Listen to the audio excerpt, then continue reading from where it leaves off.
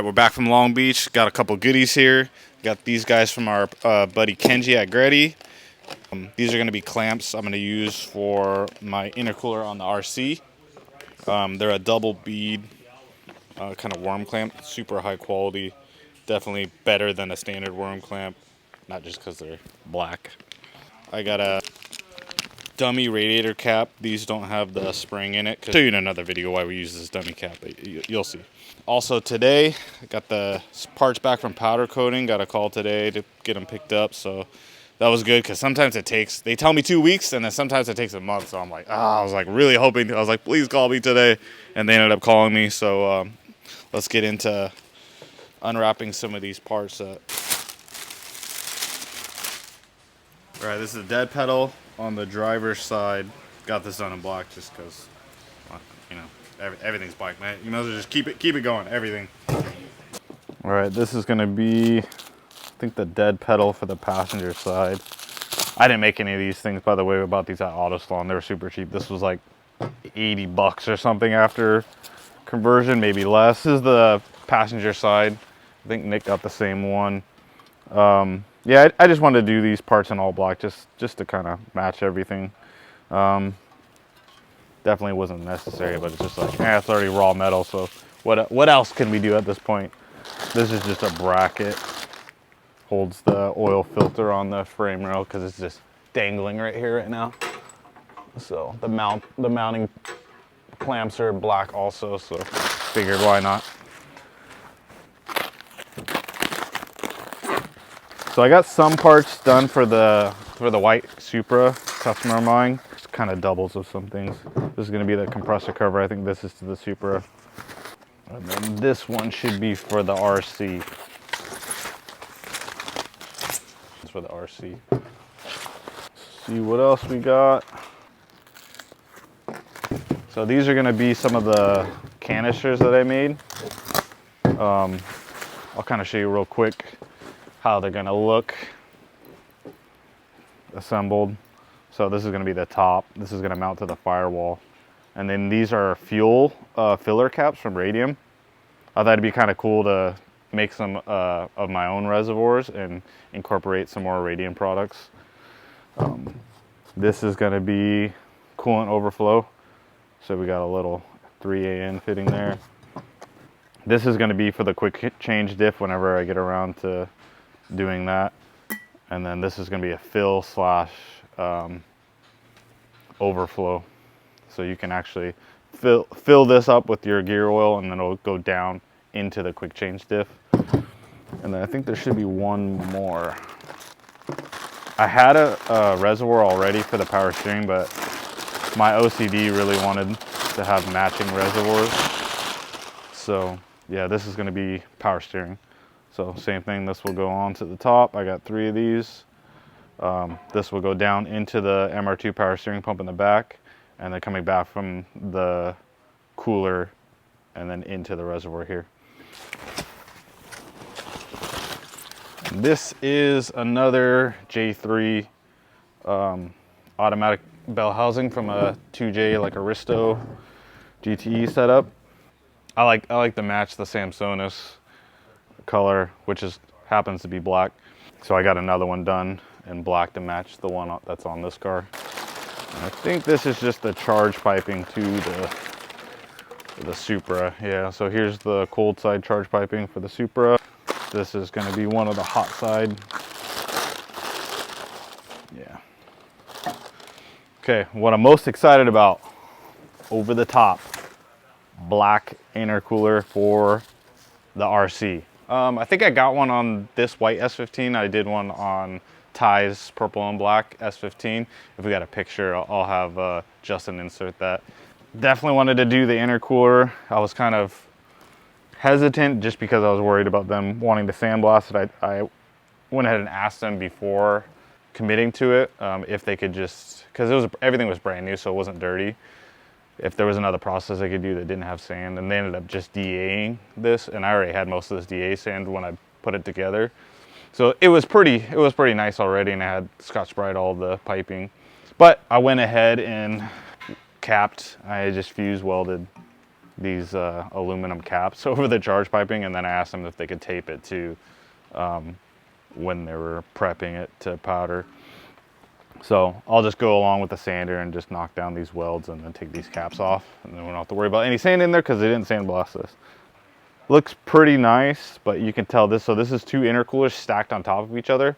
I basically took a second one of these and I cut it down one of these sections, and then I put that on the bottom, added a new plate, you can see right here, and then these are the 2 ends that didn't get cut stacked together. Actually, this end might be, no, this one didn't get cut. All right, one of these ends had a bunch of fins on it and they sanded them down, and then I put another piece on there, and then went ahead and welded some bungs on the bottom, which actually mount right above here on these 2 bungs.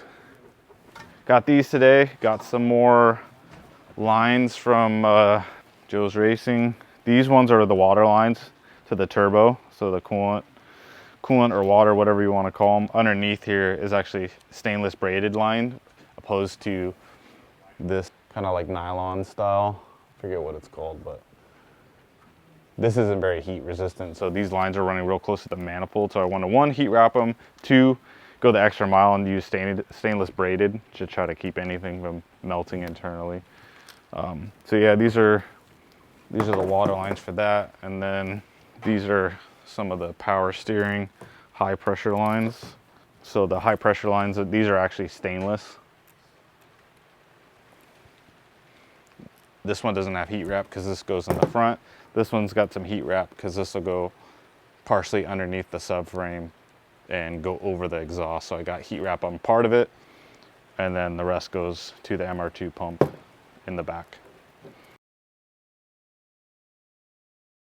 All right, what's up? Today we're back. We about to blow this tranny off. Wait, what do you think I was talking about? Oh, the fuck? What are you thinking? It's been sitting a while, so.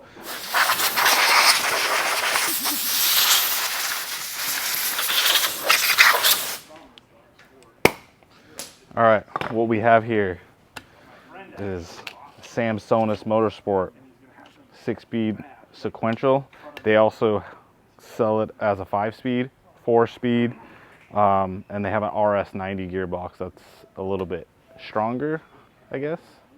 Probably thicker gears. I don't actually know. But that transmission is only a 5-speed. So most of the cars that I'm putting together, I want to be able to drive it on the street, so I opted for the 6-speed. When you change the ratios, it also moves the 1-to-1 ratio around.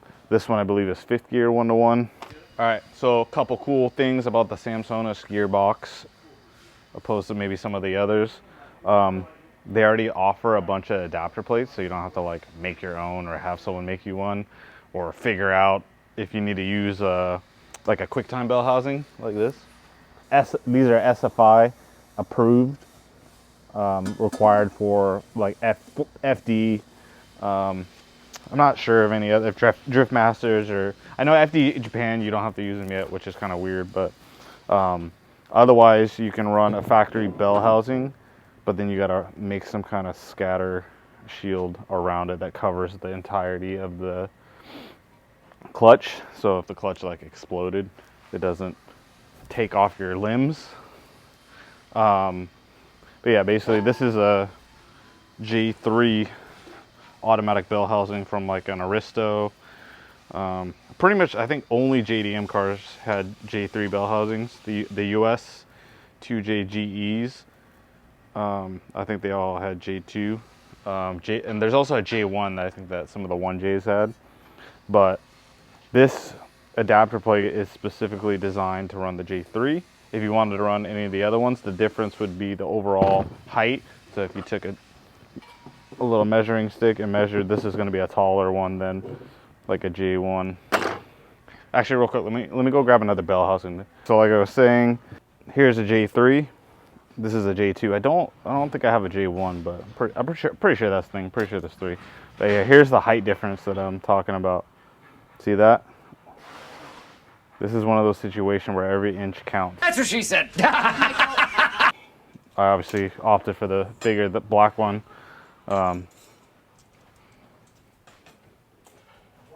Hey Nick, you got that other gearbox with the Hey man. SFI? Hey.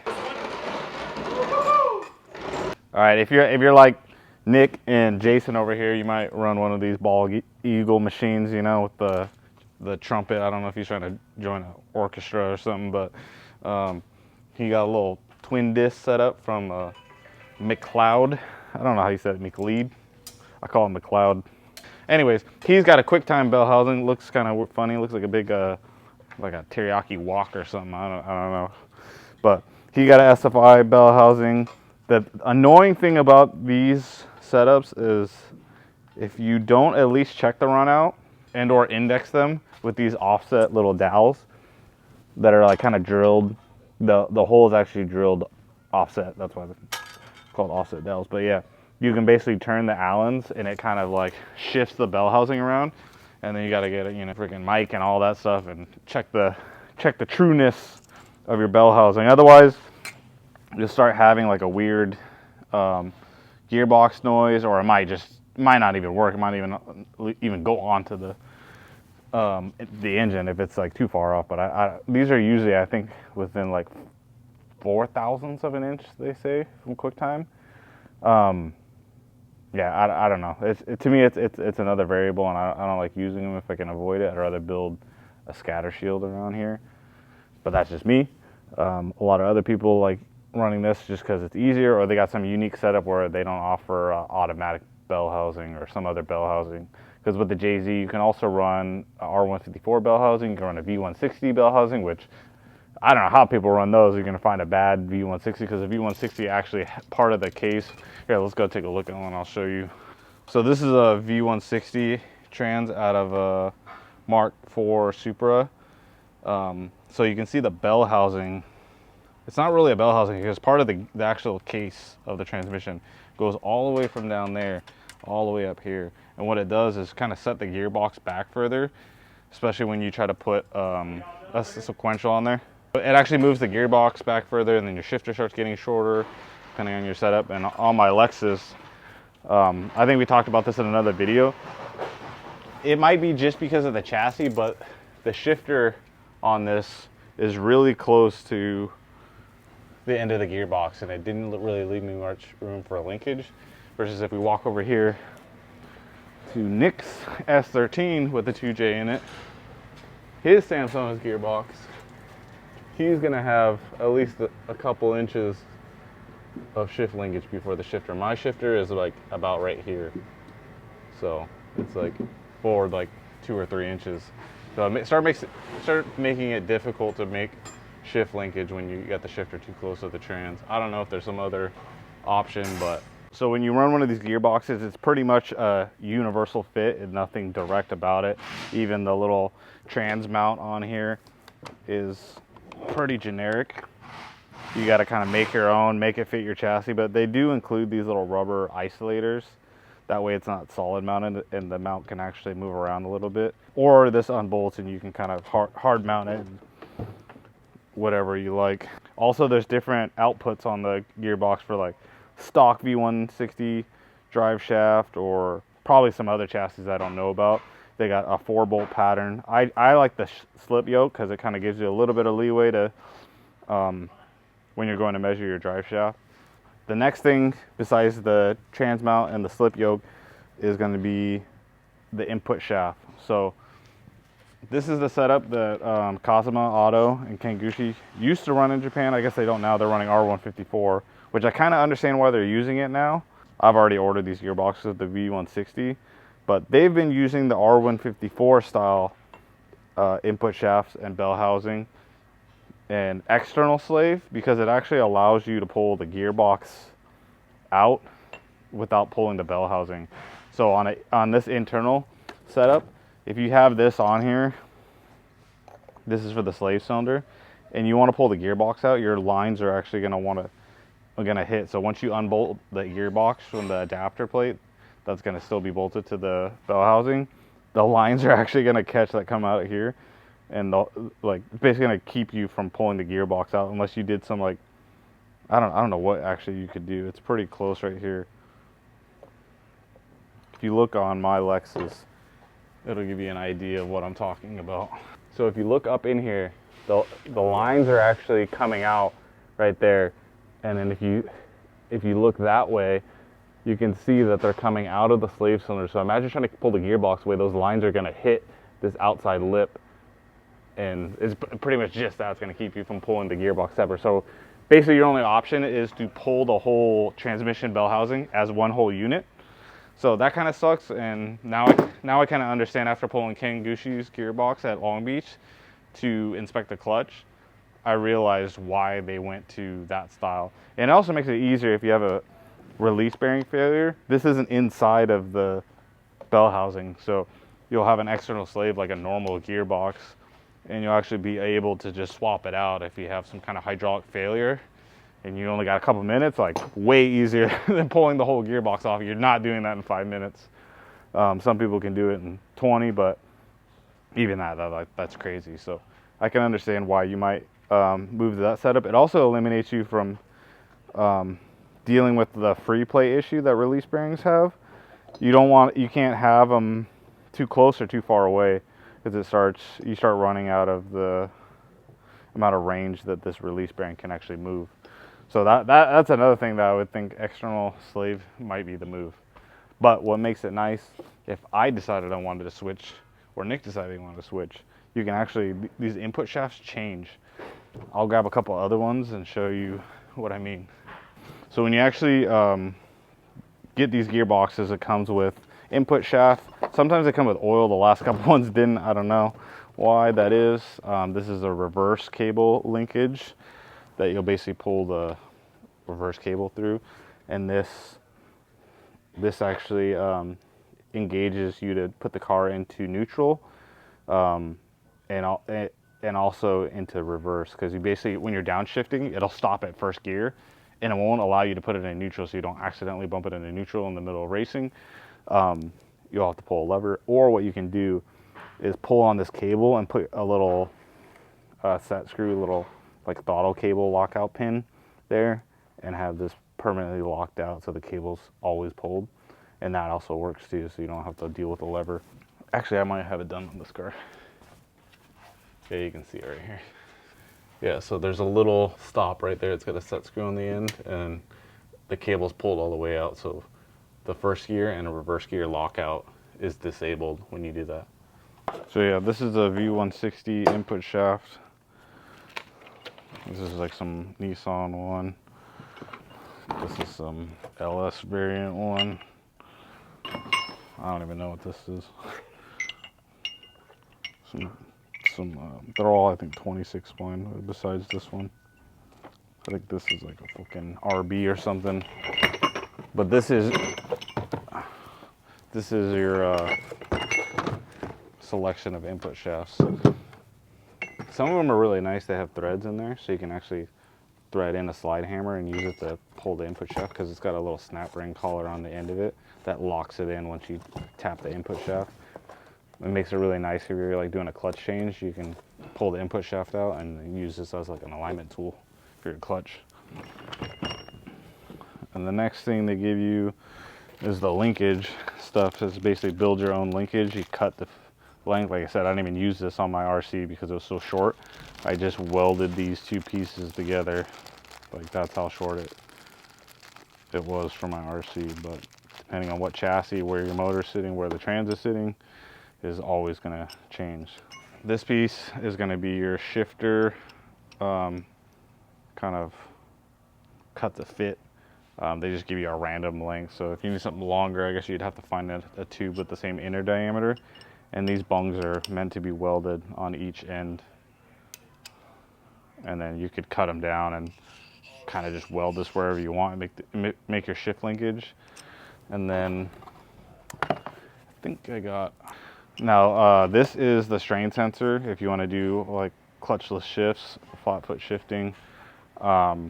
This is an add-on, so it doesn't come with it. You can select it in one of the options, along with the generic gear position indicator, but we always use like an aim dash, so you can kind of just have that all on one screen. You don't have to have another screen with the gear position, unless you want to have two, you know, two different spots. You'll kind of see them in like rally cars and like road race cars with sequentials. But these things, I think they run about $350 for $100 for this sensor, and it basically just senses pressure. So every time you make an upshift, downshift, this sensor will basically tell the ECU, hey, he's making a shift, regardless of what it is, down or up. And then the tuner's gonna have to go in and input all that information, pull X amount of timing, you know, when you make a shift, etc. And then that will go on, thread onto one of these bungs. It basically goes in line of your linkage. So, and you also got to pay attention, there's a left and a right hand thread bung.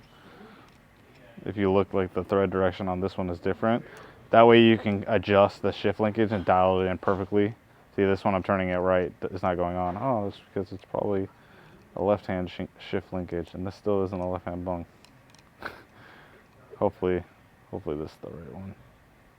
Weird, this isn't right either. All right, so we just ran into our first problem. So this is a right-handed thread Heim joint that goes, this would go to the shifter. On my RC, it's on this side, so that means it's a left-handed thread. But none of these bungs that were included with the gearbox are left-handed thread. So I'm spinning this left, it's not going on. Spinning this left, not going on. Guess what? Can't put the gearbox in if you don't got a shifter. So now you get to contact whoever you bought the gearbox through, or Samsonas, and hopefully they can send parts, or you can find locally a left-handed thread bung that's at least close to fitting in here. I have some left-handed thread bungs, but the inner threads are not the same as the sensor. So, you know, when people ask why your build takes for so long, whether it's a customer or your friends asking you, this is why. You're like, anything and everything's aftermarket, anything go wrong. So this will be something I'll have to deal with. Luckily, I'm not in a rush to put this gearbox in, but I will need it sooner than later. All right, so now the next step is going to be dealing with your release bearing setup. I'm gonna continue running the internal release bearing because I've already bought all this stuff, so I'm gonna keep running with it, you know. These are set up to run a tilt and release bearing. I think they're the 1000 series, and there's tons of different bolt patterns and stuff. These are different heights, but the 1000 series is just the base, and then you got different release bearing styles. I don't have a good range of different bearings, but there's like tapered ones, there's flat ones. I got one for if you're running the QuickTime bell housing. This is like a wide 4-bolt pattern, and actually bolts to the bell housing in there. So if you had this style, you could actually pull the gearbox out because it's bolting to the bell housing and not to the actual transmission itself. So this style, I'll show you real quick. They also like don't supply you with all the bolts, so not only is this universal fit, but you don't get all the bolts you need to install everything. So I'll roughly mock this up. So this is a pedestal, which is also an additional thing you got to purchase. It doesn't come with it because, you know, see this right there, these Allens are too long, so now I got to get shorter Allens to use this. So here goes another issue. So you got to stop, run to the store, get yourself hardware, or if you're like me, I do have a pretty good range of hardware over there, but it's like I don't have every single thread, size, socket type, stainless or not.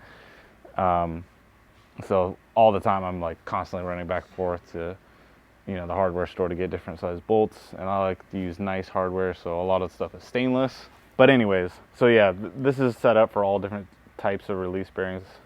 Like I said, Ken has a style that uses a clutch fork, like an OEM. It's kind of like an older style thing. A lot of new cars have internal slave, which is this, but not an OEM style. But anyway, so you'll bolt that on, grab your release bearing. It's got like an offset 3-bolt pattern, so you'll have to line that up, find your holes, and send it in. So all these are going to be specific. You're only gonna have so much thread, so you want to make sure you get the right length hardware. Pretty much as long as hardware you can get away with putting in here, and that's what I was trying to do. But I kind of failed on these ones. I'll have to get some shorter ones, probably like just a couple mil. So you put that on there. Next, you have your bell housing, and you'll want to see what holes kind of line up with this one. Since I already know, with the auto bell housing, there's 2 different thread sizes. I think these are 12 by 1.5, and then there's some 10 by 1.5. So the larger ones, and then you can see in here, there's 2 different patterns in here. I'm not sure what the second pattern is, but this basically will only go on one way. So you'll put the larger ones on the bottom 2 corners, and then the smaller ones go in the middle and then on the top. So yeah, we'll just put a couple in just to kind of give you guys an idea. I went ahead and like drilled holes in this bell housing already. So this, I use this as like an inspection hole. We were just using it earlier so I could show you the lines on the release bearing, but it can kind of double as an inspection hole and a vent, because the clutch and everything, it's really hot, and it's also, as it's being used, it's wearing out, and that's creating dust, so it kind of gives it a hole for all that to escape.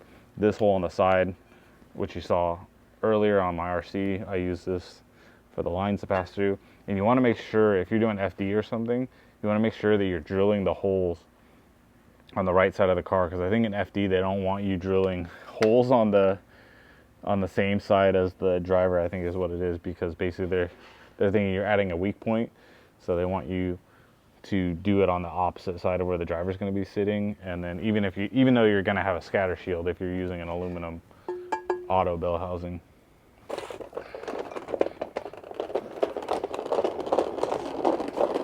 I'll have to take this release bearing off. All right, so I had to buy one of these, see what they're all about. If you're watching the advertisement FD Japan, I'll have Justin insert the clip. It's funny. It gets stuck in your head, trust me.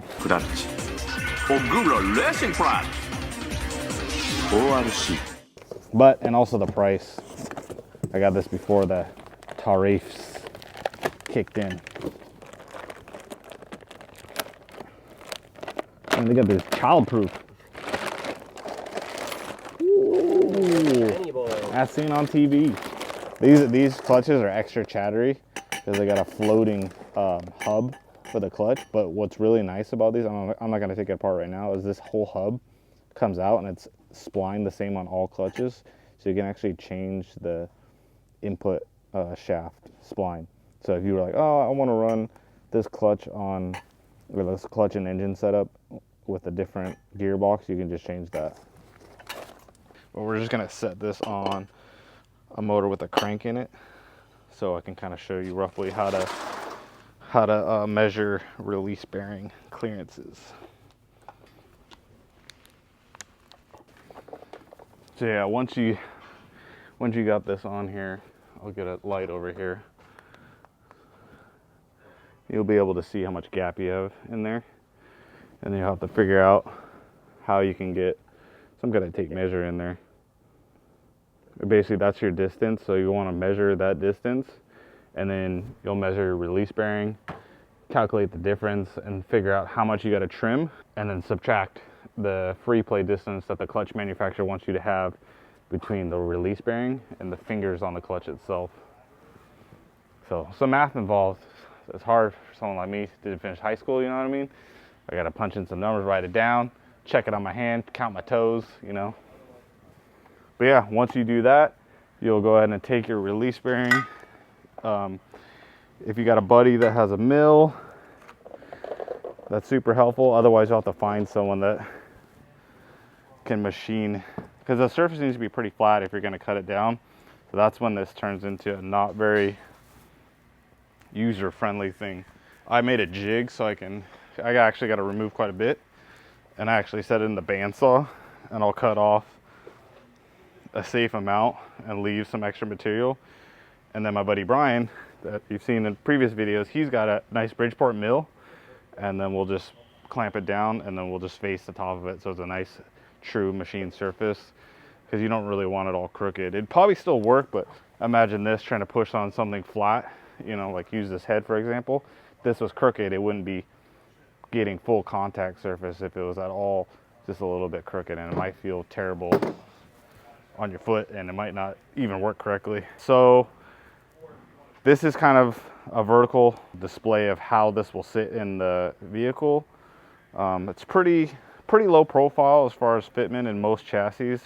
I've done probably 3 or 4 different chassis with this Samsonas gearbox, and they usually fit pretty well. This area of an S chassis is always super tight. Making an aftermarket tunnel is always helpful. Ken's GR, that's the first time working on the GR with the Samsonas. It was real tight getting this whole thing out, and you're kind of limited on the rules of how much of a tunnel you can fabricate.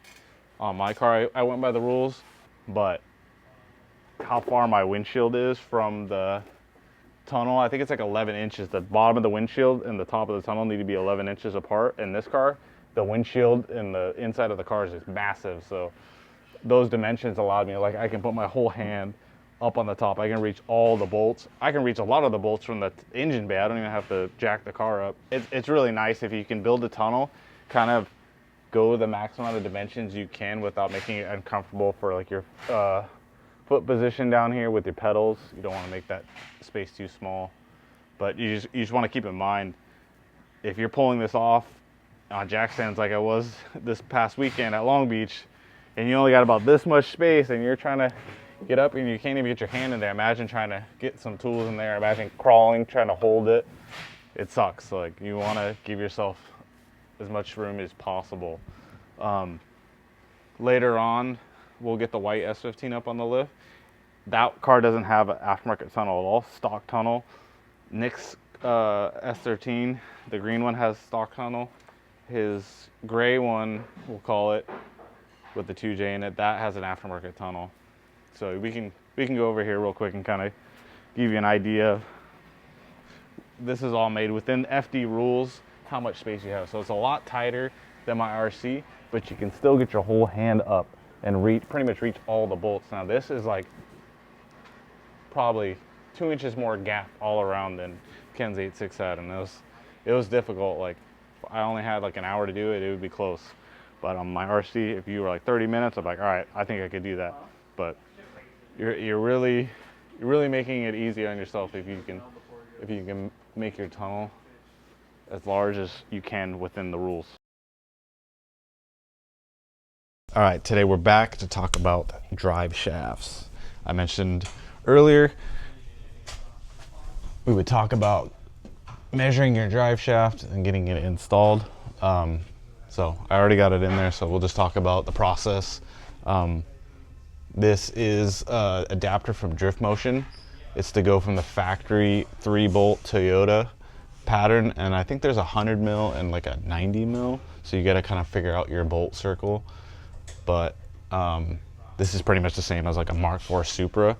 So anytime you're trying to convert that 3-bolt style Toyota flange to a standard 1350 flange and U-joint setup, that way you can do like a custom one-piece driveline like I have here.